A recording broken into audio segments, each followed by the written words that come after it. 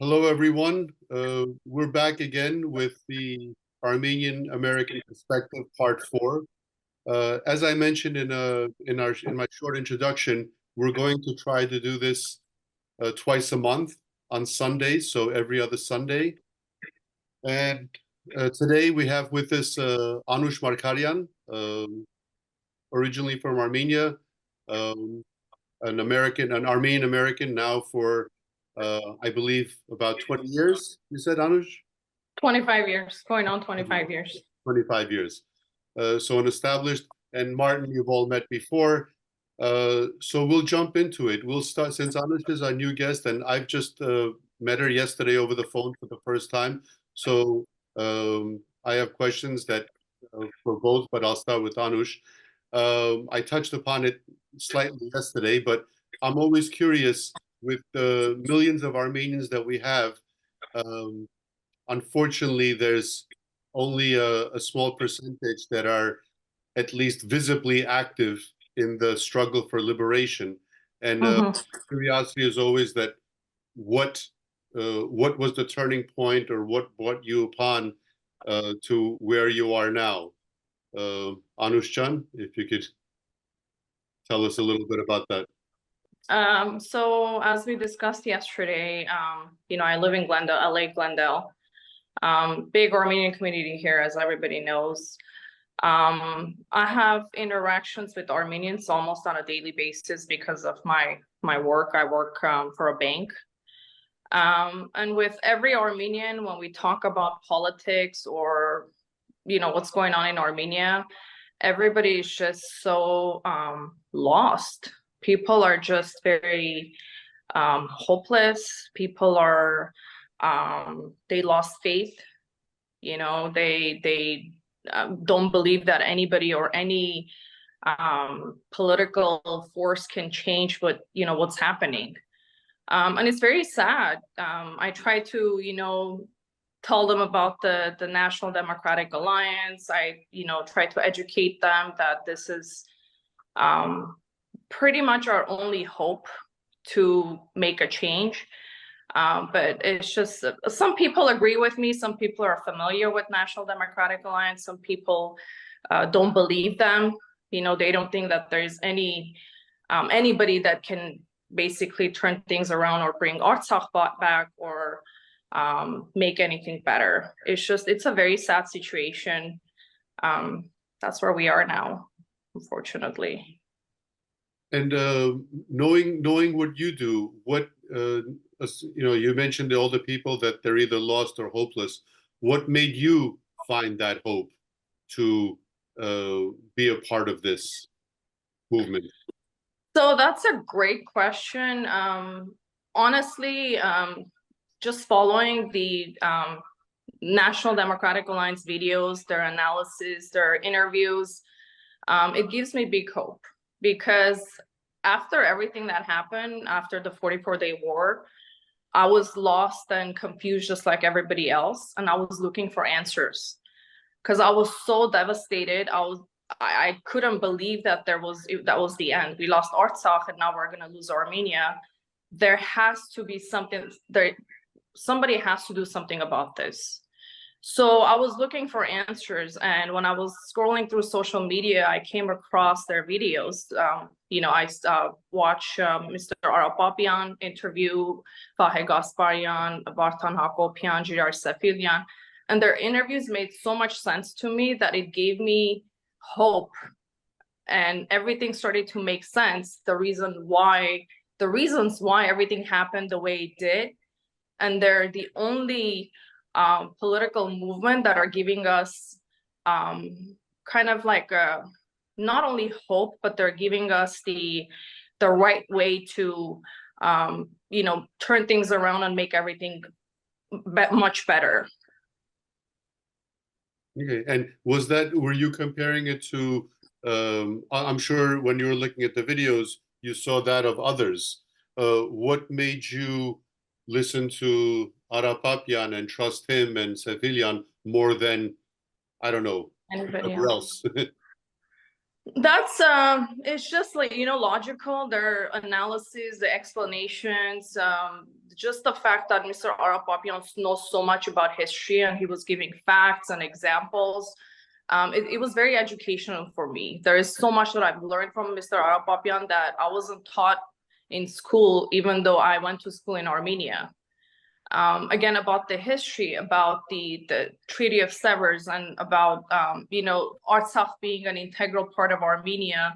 And just there was so much information that it was, for me, it was at some point, it was overwhelming because I was trying to soak everything in. But everything that they were saying about, you know, the reasons why things are happening, or, you know, giving solutions to all these problems, everything, it made sense to me. And again, they were the only people that were providing solutions to the problem, whereas listening to others, they were just talking about the problem, but there was no solution. Anush, that's a very good point. I have a question for you. Aside from the ideology, which we all tend to agree with, we all sort of have some kind of personal story as how we got involved. For me, it was getting to know the Yernukians. When I heard about what happened to Karo, when I heard what happened to his wife Ruzan in Armenia and whatnot, that made me get in touch with Gokor in New York, who is not too far away from here, because honestly, you know, at that time, you know, so many years ago, there was nobody in the Boston area associated with National Democratic Alliance. So I reached out to Gokor, and we created a bond, and we started working together. I'm just curious, what's your personal story? I was talking to Gokor about it yesterday. It's kind of an interesting story because going back to 2018, when the so-called revolution was happening, and, you know, we were all excited about it, and everybody was following. We call it the Chevolution. Yeah, right. But everybody was just so excited, you know, people were finally starting to see a light at the end of the tunnel. Everyone is waiting for the corruptions to end, and so on and so forth. And, you know, as going through, again, social media, you know, I saw family members in Armenia, family friends here, you know, posting stuff about Nikol Pashinyan, how great he is, all the promises he's making. But there was always that one person who was basically against all of it, and he was negative in a way that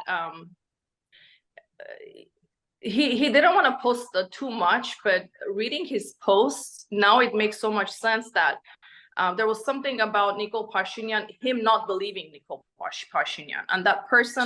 So not really negative, just critical of Pashinyan. Critical, exactly. He was very critical of Pashinyan, and you know, I was confused as to why, because he was the only person on my friends list, and I'll say his name proudly, is actually related to my mom. His name is Vigen Nazaryan, and he was part of the Sasna Tsrer movement. He was heavily involved, and I guess he knew of Pashinyan, and it was just again, I was very confused to why.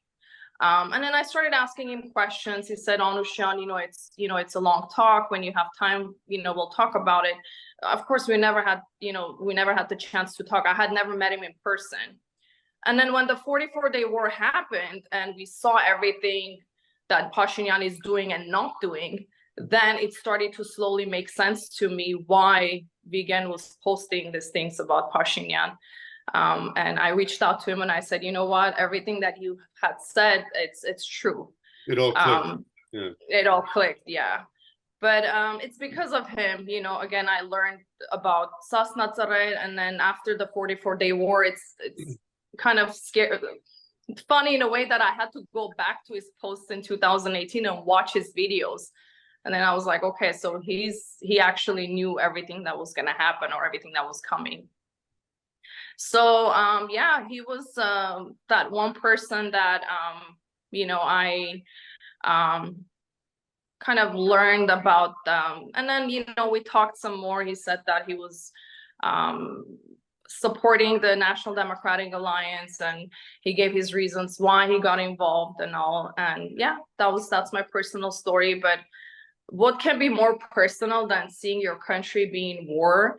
And when you're away from Armenia, you know, your hands are tied, you want to help, but there's not much you can do, especially being a woman. You know, you can't really go fight in the front lines, but it was just very, very devastating time for me. I remember waking up every morning and going on social media, you know, hoping to hear good news that the war has ended and of course that wasn't the case.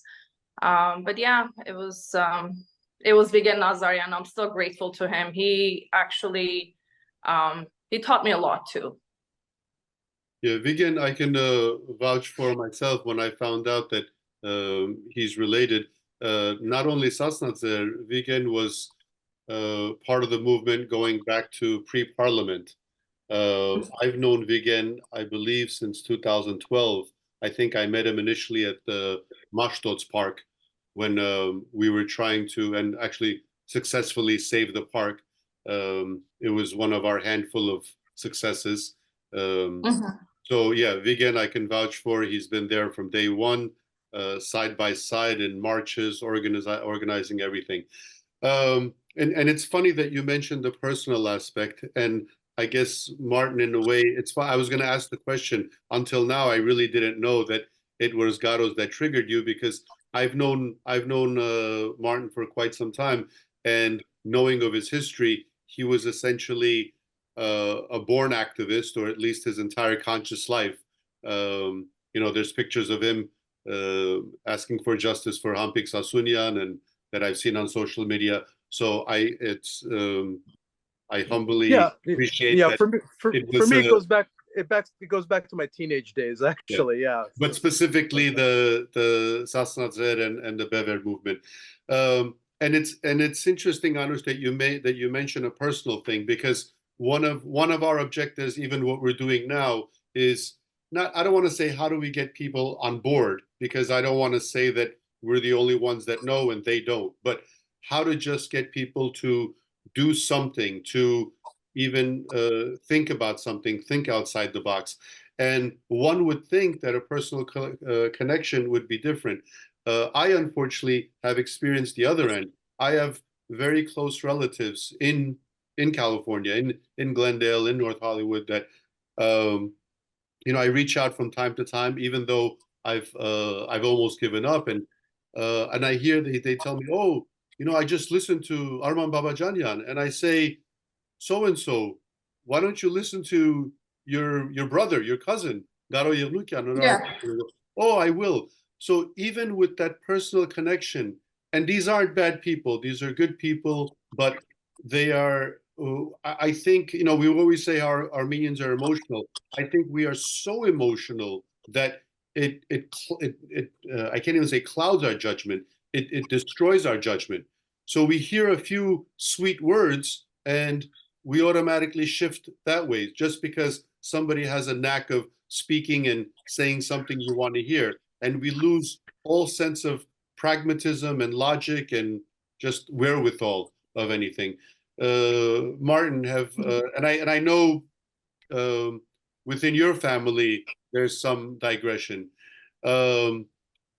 Have you experienced that with close people, but not only family or friends, that you say, here are the facts? And as far as and as Anush said, one of the things that Ara, especially Ara Papian, all of them, but I guess Ara Papian being a historian, he doesn't mention anything without facts or substantiating it. So I guess my question is, even when you present, Martin, to your friends or family that, look, these are facts, these are not suppositions or anything, what is their argument in not believing you? Yeah, that's a great question, Gokor. I'm sorry, for Martin, yeah. Yeah. So sorry, your video was freezing. No worries. Gokor, that's a great question. I don't think the issue is so much people not comprehending or believing people like Ara Papian and all the other BEVER council people, whoever has something to say. I think there is just a general apathy and a general demoralization, which is the result of, the past few years of the events of the past few years. So I think Armenians in general, and I typically don't like to generalize, but in this case, there's this just ambivalence, this apathy, this demoralization, that everyone feels in a way kind of deceived, especially by Pashinyan and his group. I mean, I have to be totally honest. I initially had faith in Pashinyan, and I think many of us did, and I have no difficulty saying, yes, I was deceived. I was deceived by Pashinyan. And I think it's difficult for a lot of people to say that and to admit to that, or essentially, just to come to admit that they were wrong. Right? Yeah. I mean, it's difficult, but I mean, I say it. Yes, I believed in Pashinyan, and I was wrong. And everybody has, everyone makes mistakes, but a lot of people, unfortunately, just don't want to, come to terms with that. So do you believe subconsciously, or at least at some level, when they rest their head on their pillow, they know they were wrong, but they don't, excuse the term, Anush, but they don't want to man up and admit they were wrong? Unfortunately. You think that's part of it? That I'm so sorry, you're freezing. No worries. Yeah. But you think deep down inside they know? Because this leads me to my next question. How do we break this barrier? I believe, and I shouldn't say I didn't think of this myself. The council has said it, that regardless of what happens on the outside, even because I know a lot of it depends on what Russia is doing, a lot of it depends on what NDA's lobbying is doing in Washington, but regardless of that, unless the Armenian people in Armenia stand up and demand what is rightfully theirs, what is theirs legally, lawfully, and historically, not to mention morally, meaning our lands, our integrity, and so forth. Unless that happens, we won't go forward. And one of those things is we need a minimum of 10,000 people in the streets. So what is that? I know it's the million-dollar question. What is the key, in your opinion? I'll ask Martin and then Anush, that we can get those people, because as you know, with all the headway that NDA has made, the one barrier they haven't been able to get across is get past that marker to reach the 10,000 mark. So what do you think could possibly be one of those, the key? Gokor, that truly is the $10 million question, and I don't have an answer to that. I really don't know. I really don't know. Fair enough. I thought, I thought it was the war. Then I thought it was when they attacked Nicole's favorite 29,800 Armenia. I thought that would have been it. Then I thought it was the blockade, the 15 youngsters burning, the surrender of Artsakh. But every time I said, okay, this is it. The volcano will erupt. And that's Sefilyan's analogy, that Armenians are like a volcano, that we can stay dormant for a long time, erupt. But I'm still waiting for that eruption. Yeah, I mean, usually it's like when the knife hits the bone, that's when we tend to do something. But in this last case with of Artsakh in September and the depopulation, I felt like the knife hit the bone, and even then there was. I think it went through the bone. Forget about it. Yeah, and still no reaction. So this is mind baffling. Before I get to Anush, I mean, my layperson's opinion of this is, I think over the years, over the decades, over the centuries, over the millennia, because we have suffered through so much, in Armenian, the word is danaga voskorin hasnel, literally, right, knife to the bone. I think we've developed such thick skin that damn knife is not penetrating our skin. Yeah. Metaphorically speaking, of course. But Anushchan, I want to ask you, do you have any ideas of what it could be for us to, or well, actually, first of all, I should say, do you agree that the key lies in the people in Yerevan hitting the streets, or people in Armenia? And if so, what may be one of the solutions to get the people out there? Of course it is. I mean, it's not only that people they lost faith and they don't trust anybody, but a lot of people, especially the people living in Armenia, they, like a vast majority of them, they say things like, I'm not involved with politics. I'm not involved with politics. You know, I don't care, you know, no matter what, whatever is gonna happen is gonna happen. You know, it's not up to me. But you can't think that way. There is actually a story, it's not really a story, but I'll say it in Armenian. Ասում թուրքերը հորը եւ տղային տանում են որ սպանեն եւ տղան հորը հարցնում է ուր են տանում մեզ պապա ու պապան ասում է չգիտեմ ես քաղաքականությամբ չեմ զբաղվում. So եթե քաղաքականությամբ չզբաղվես քաղաքականությունը քեզանով կզբաղվի. So if you're not involved in politics, politics will be involved with you.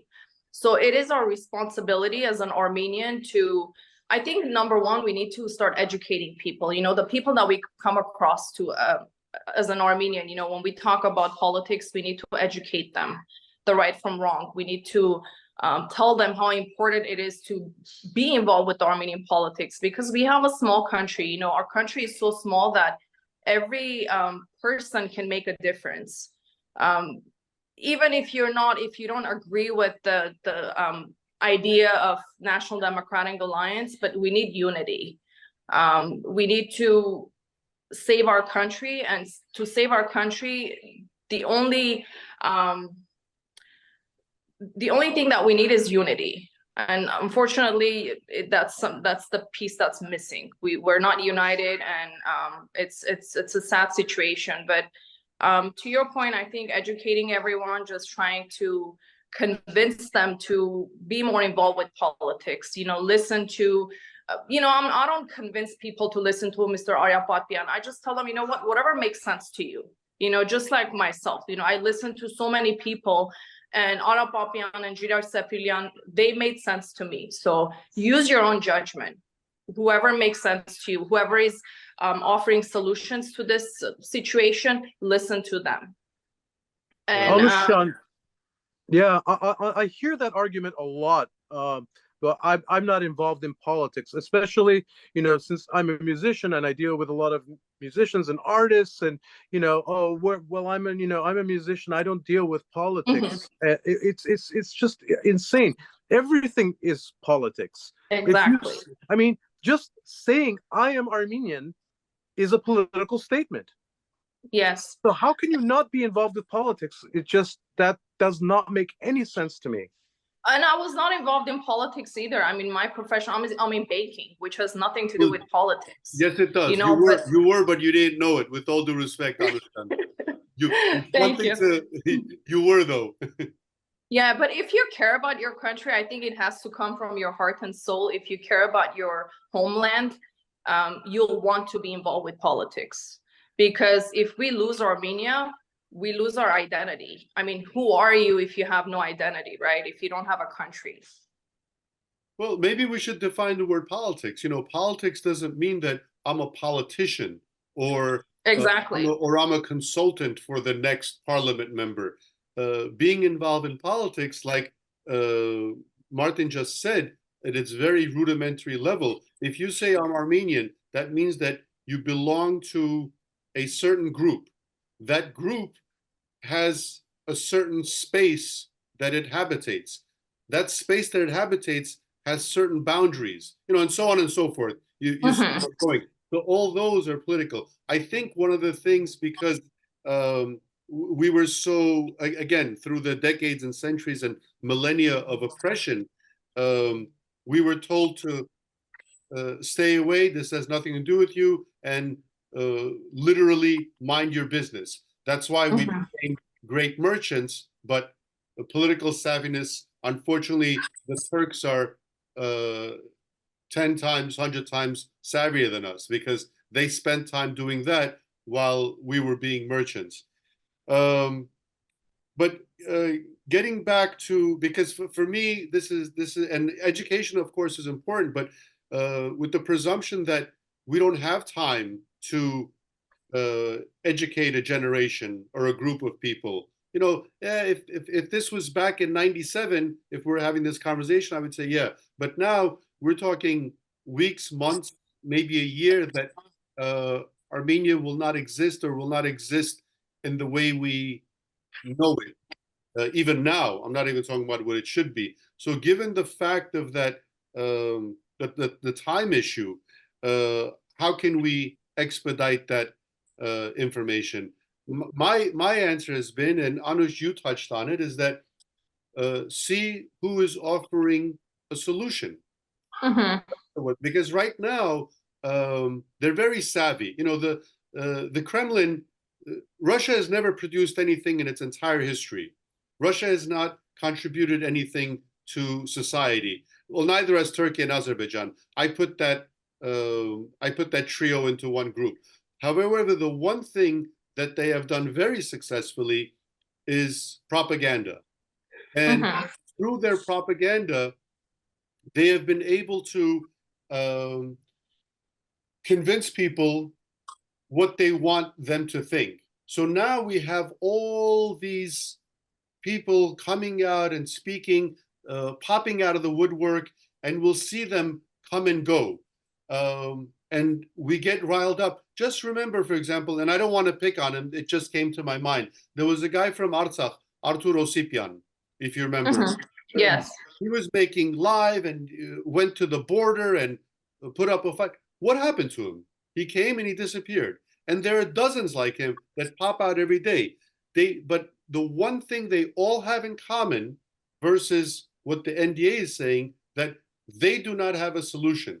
They just present the problem in a very emotional and, again, rhetoric way. So I would say to our viewers and to ourselves, just listen to who is giving a solution. Now, whether you like that solution or not, or whether you think that's feasible is another issue, but at least there's a solution.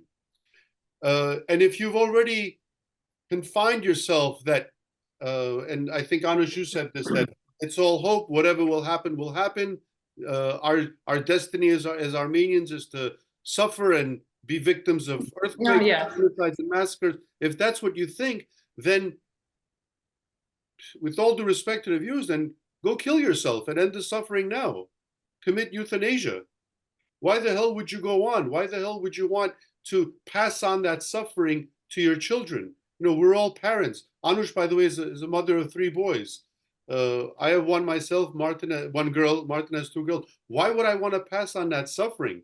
As parents, we all want to give them a better life than ours. And even that Armenian that you say that has given up, I can't imagine an Armenian or any human that doesn't want to give something better. So if we start with that premise that you want to give something better, but simultaneously you're saying that we're doomed to die, where is the cohesion over there? Where is the logic? So maybe we can start with that and telling them, okay, you're doomed. Okay, do something for your kids. Yeah. Yeah, and yeah, to add to that, like Martin said, it's a tough question, you know, really. That's what we've been trying to figure out, what to do to wake people up. As a matter of fact, we came up with a group here in LA this after Mr. Girar Sepilyan's visit to LA last year in May, I believe it was. We created a group of Armenian youth. We're trying to expand. Yeah. Yes, yes. So we are inviting new members to our group. Our mission is to engage young Armenians, to educate other young Armenians about the, you know, the Armenian history and, again, everything that we weren't taught in schools. I mean, it's been tough because, especially here in the United States, you know, when you talk to youth, one thing that the excuse that they come up is, I'm too busy, you know, I don't have time. We all are busy, you know, we have families, we have work, and you hardly ever find time to spend time with your family. But again, this is something so important that it should be part of your life. You know, you have to put aside a time to be involved and try to do your part to be helpful for your country. Yeah, with this a little bit about because I'm glad you mentioned it. Can you tell us a little bit? Do you guys meet? Do you have a, I don't know, a chat group, or how do you? We meet on a weekly basis. Sometimes we meet in person, sometimes we have Zoom meetings. As a matter of fact, we actually Zoom with the Armenian NDA members this morning. We had our first meet. We got to know each other because we want to be able to work together to support the Armenian NDA youth members in Armenia. Basically our mission is to educate people again, to involve people in this movement, to try to open people's eyes and have people realize the seriousness of this issue. Are all the members currently Los Angeles? Yes, I mean, they're currently all in Los Angeles. This is a good point. How can they get in touch with you if they want to? Because we could post this on the video later, at least. Do you have a Facebook page, or? I have a Facebook page. It's my first and last name, Anush Markaryan. We also have our Facebook group page for it's called Armenian Youth Alliance. We have Facebook and Instagram. We're currently working on making a Twitter account as well. But yeah, they can reach out to me personally if they like to join. We'll welcome new members. Again, it's not a lot to ask for. It's just once a week meetings. If they want to meet up in person, they're welcome to. If they just want to Zoom our meeting, that's perfectly fine too. Anybody's welcome to join. And how many people do you currently have, or how many people in general, and how many active people? Because I know that number may vary. So we currently have about 9 members, not a lot. I want to say about five of us are active. Okay. But it's still a relatively new group. We're still trying to figure some things out and trying to, plan things. We're actually planning on doing hiking with, recording videos of, message, just to cross a message to, the Armenian youth, anybody who would like to join. So the Facebook page is Armenian Youth Alliance? Yes.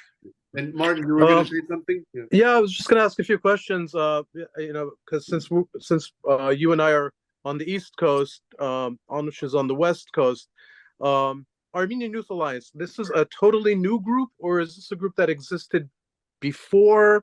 And it's a new group. Totally new group. Okay.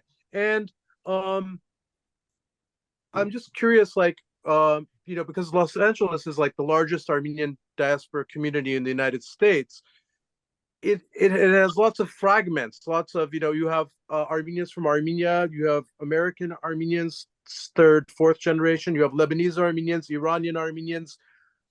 Are all of those people involved, or is it primarily just one group? Is it only the Armenians from Armenia that are doing this? Is there interest from the other groups? I'm just curious about what's going on with that. Well, so far it's just Armenians from Armenia, but I mean, of course, we don't discriminate. We welcome all Armenians. Initially, it was called the Los Angeles Youth Alliance, but we changed the name to Armenian Youth Alliance because, we want to work with all the Armenians across the world, Armenian youth across the world.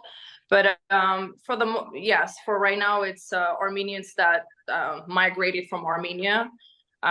We don't have any Farska highs. I mean, of course, again, we want to welcome new members, but right now it's mostly higher stances from Armenia. And also, you guys have certain advantages that we don't have here on the East Coast, such as, obviously the communities are considerably more active. You have the schools, you have the newspapers, you have the cultural centers, the youth and athletic organizations. Is there any outreach to any of those entities? That's a great question, Martin. We're so limited to that because there is ANCA, there is Homanet Men, and they have their own group of youth, right?